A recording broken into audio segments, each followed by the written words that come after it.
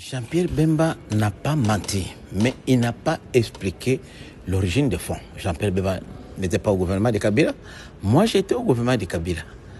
Les 66 millions étaient payés, mais comme on ne pouvait pas ponctuer sur les comptes du Trésor, c'est Yuma Albert, qui à l'époque était président du conseil d'administration de la GECAMINE, président du conseil d'administration de la Banque centrale et président de la FEC. C'est lui, au fait, qui gérait tous ces fonds-là qu'on ramassait chez les miniers.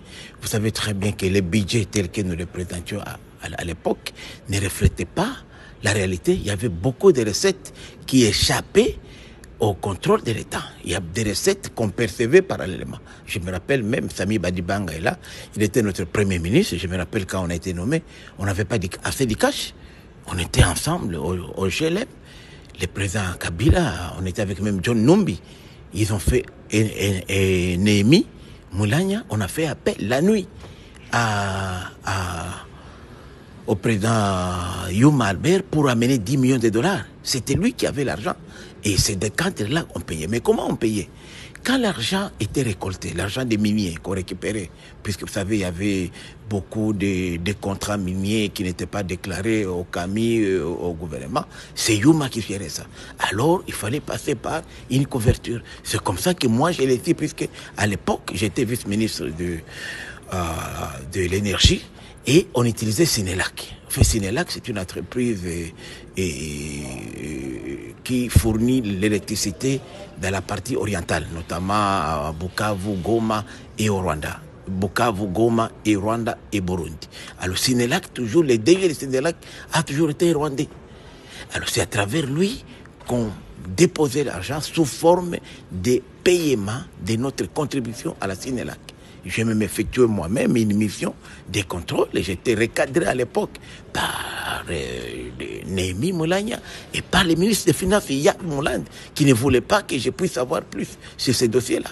C'est un dossier bien connu, parce que c'est comme ça qu'ils avaient mis, puisque dans la Sénélac, en fait, comme c'est tripartite, et les deux G étaient rwandais, les directeurs techniques congolais et les directeurs financiers étaient burundais.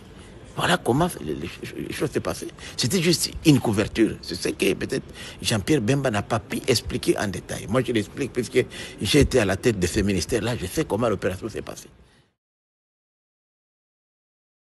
Tout le monde savait que quand on avait besoin de cash, on recourait à Albert Yuma.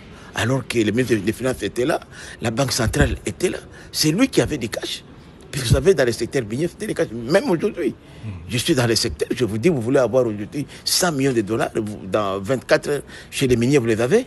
Vous avez chez les Chinois, les Indiens, ils vous amènent des sacs de l'argent. Même jusqu'aujourd'hui, l'argent, il a des cash.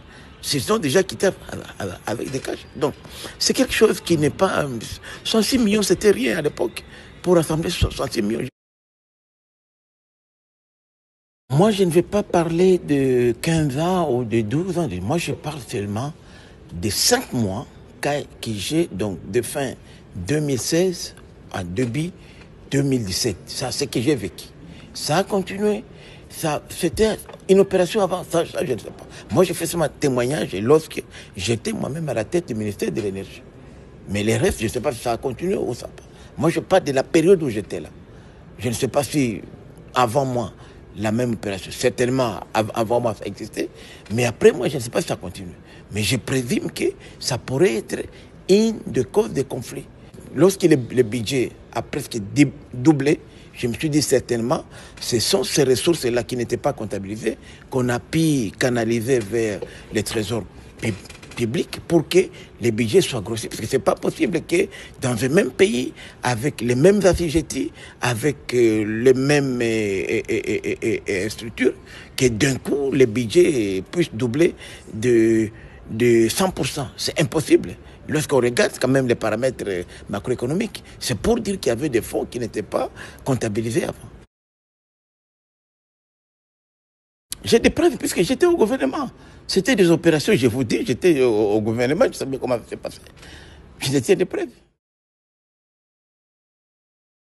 Vous savez, ce sont les opérations opaques qui se font jusqu'à aujourd'hui. Je vous rappelle que même quand on a mené les cash ne venaient pas de la Banque centrale. qui ne sait pas ici, demandez à tout le monde. Vous allez même voir. On a fêté ici, par exemple, Tina, Madame Tina, l'italienne. Je peux vous montrer aujourd'hui une entreprise où j'étais avec Madame Tina, Fortunata. Vous demandez-lui, Madame Tina, je peux vous apporter l'entreprise.